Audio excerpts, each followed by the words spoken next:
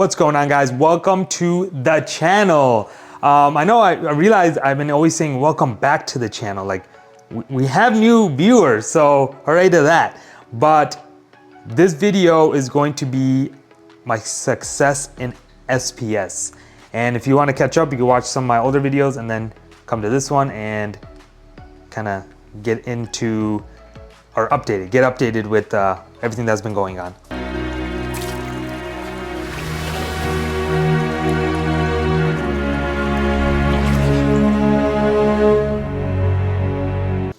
All right, guys, so whoever has been following along, the tank is doing very well and SPS growth has been like really well. Like I'm seeing new tips on like almost all the SPS. So that is awesome because I have pretty much, I guess I dialed in all what I'm dosing. So I'll get to that. But fish health is good, coral health awesome, and everything is like super stable. And I didn't really mess with it from the past video. I'm just like, other than adding a few things that I'm dosing.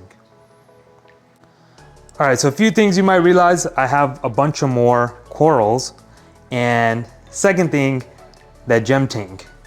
The gem tank is not in the display because that whole mirror trick didn't work. It wasn't like long term because literally after I posted that video, I think that night or the next day, like it got really bad and there was nothing really I could do other than taking the fish out of there and just putting them in the sump for the time being. So taking out, let's talk about that gem tank. Taking out the gem tank was super easy because the koi tank pretty much helped me get him out of there because I put my hand in the corner of the tank and he was kind of like chasing it up towards my hand. It was like super weird. Like he really wanted that fish out of this tank. And I wish I recorded. It was just like the weirdest thing. It just like, I put my hand in the corner and he just kept chasing. He'll go around and chase that fish up to the corner so I can grab it. And I think it took me like 5 minutes. And the fish was out in my hand, no net, and I popped him in the sump. So there he is. It's a little shook right now, so that's why I like, if they're like scared or stressed for whatever reason, they'll like not look as dark. But it's super fine, super healthy. The fins have grown back almost completely full. So you're just pretty much chilling with him until I figure out what to do or either just sell him, which sucks. All right, since we're in the sump, I will show you guys a few organization I did. Organizing. So dosing lines come to this little holder and there's like tubes that go in like further down and everything just kind of like secure instead of just hanging there. So I'm dosing it into the return chamber there. And then I finally got a probe holder. So what I did was I took out one of the filter socks. So I now only have one filter sock and it's been pretty much fine. I'm already like running super low nutrients anyway. So one out, and when I took that piece out, this thing that was holding the filter sock, there was so much detritus down there. So I cleaned all that up, everything's good on that end. And then I put the, what is that, KH director line as well in one of those little slots. So now everything, because I had them just like pretty much hanging there. So probes, dosing lines, and the Tunes ATO, which is pretty awesome. I didn't trim the line, I don't know if you guys see that, I just kind of left it like that for now. But that thing is super solid, like it's very quiet. So I got it right there and it just fills up right there. But all you hear is just like this, like that, that's it. It's like, you can barely hear it on at all. And it's been super stable. Any errors or anything, I guess I should say. Because before the other one I had, the Duetto, Aqua Duetto, I believe. Like if there's anything gets on it, it'll act funky and it'll dose some water, this and that. So this one, I didn't have no issues. And it's been amazing. I wish I got the thing earlier. But that is it for the sump. I have a very expensive sump now because of this guy.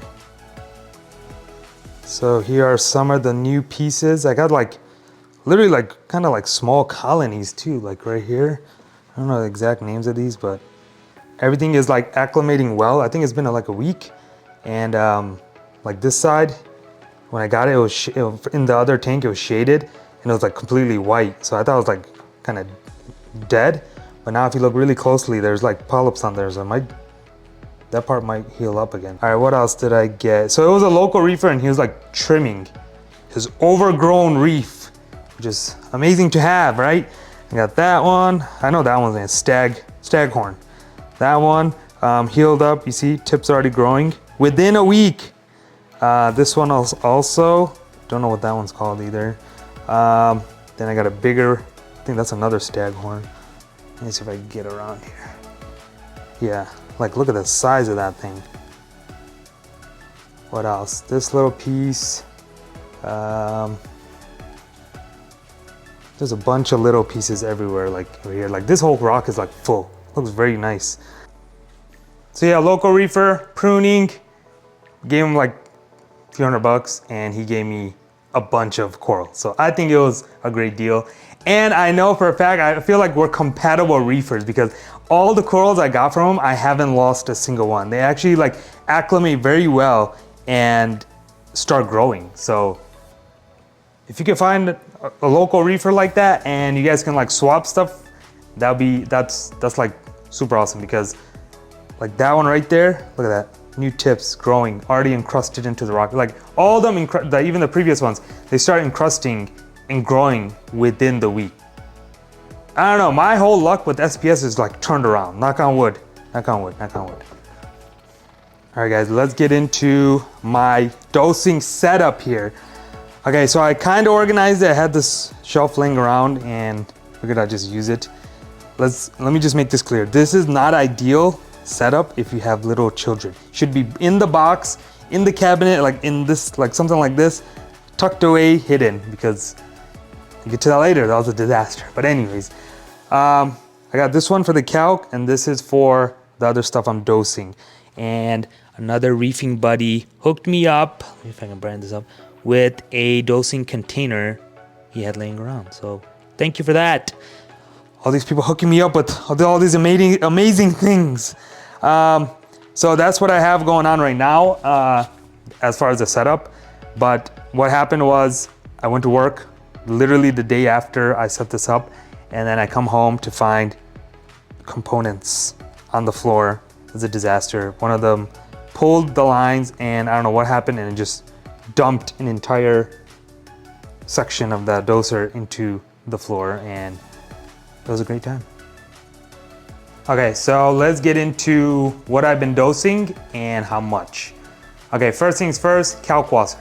This is nothing new. The only thing I did was actually put it on a dosing pump and so it's properly dosing, not just through the ATO. So that I'm dosing 24 mLs every hour. So through the whole day, so 24 hours, I'm dosing every hour, 24 mLs, so 600 mLs. And I got that number from like how much I'm evaporating, so I don't go over. And that's been pretty steady. I didn't change that and everything seems fine. Alkalinity is not like spiking high. It's like 8.5, I think. That's where it's been at kind of. So that's good. And yeah, there's not much to that, like pH and all that. pH fluctuates a little bit at night, but daytime it's usually around like 8, nothing crazy. It's not even 8.3, it's like 8.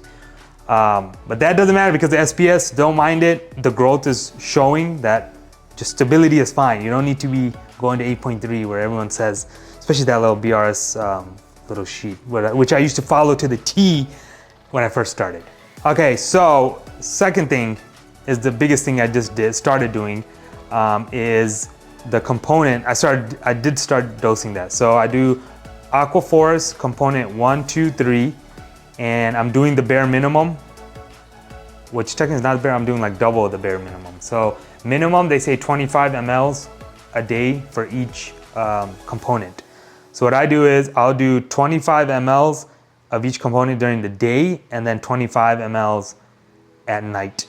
And it says to like, so if you dose component 1, say 12 o'clock, you would dose component 2 like an hour later. So that's why you don't supposed to do it like back to back, because I think like if it mixes this and that, it can like cancel out or something like that. So I got dosing, so I think I got one at like midnight, so 25 mLs of component 1 at midnight, then the other one is at 1, then 2, then 3. And then I pretty much have that during the day as well. Okay, so the minimum dosage is 25 mLs for every 100 liters. So I'm like doing like way less than their minimum. So, but I guess it's working because I didn't want to overdo it because I don't want to just dose like a whole bunch at first. Obviously I'll dial it up or down, not down because that's like super low, but if I need to dial it up, I could just adjust the dosing pumps and it's fine. But what I'm seeing from it, like the color pop and the growth, I'm just gonna let it ride until like I test the waters again. And if I need to adjust it, I will. But that stuff is, I don't know, it's working like amazingly in this tank. I still haven't got around to pruning down the pulsing zinnias. Now it's like getting out of control. Now you can see it's like getting on top of some of the SPS back there.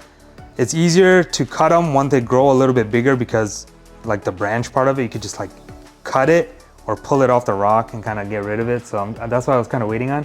And I can see where I can cut it off. So I need to do that soon because it's like suffocating some of those little pieces of frags I got up top. And the last thing I'm dosing is I bought like, I think it's a liter or 2 liters gallon of 2 liters of Brightwell Aquatics nitrate.